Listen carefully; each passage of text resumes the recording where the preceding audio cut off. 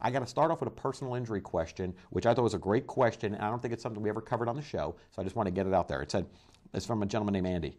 Is it important to preserve surveillance for a slip and fall, trip and fall accident? The answer is absolutely 1,000% yes.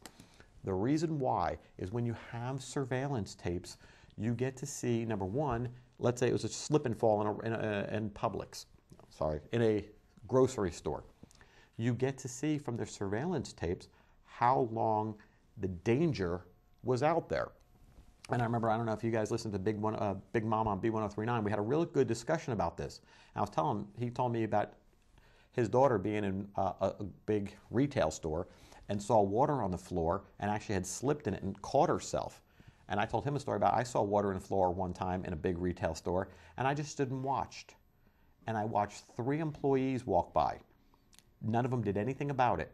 Then I saw another employee walk by, look down at the water, shake her head and go, I can't believe this, and just kept walking away. And I waited. Nobody came back with a mop. Nobody came back with a warning sign. Nobody came back with anything to warn people that, hey, there's a potential slip and fall accident here.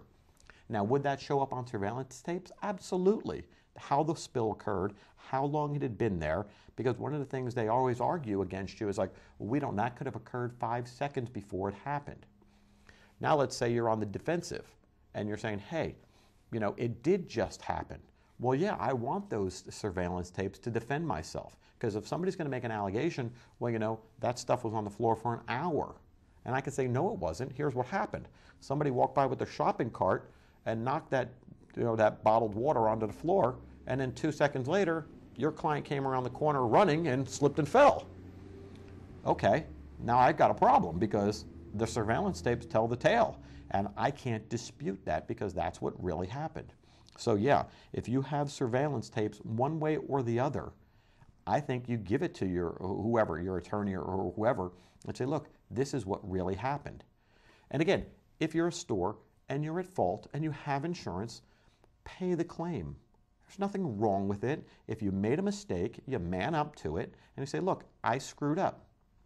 First I want to tell you, recently I was involved in an accident where a young guy rear-ended me.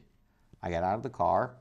It happens, no big deal. It's just been raining a little bit, and the guy was really good about it. You know, he took responsibility, and I thought that was great, because a lot of people in today's society don't want to take responsibility for their actions. And he had a prior history, so I mean, I felt bad for the guy. It was an accident, and accidents happen. That's what you have insurance for.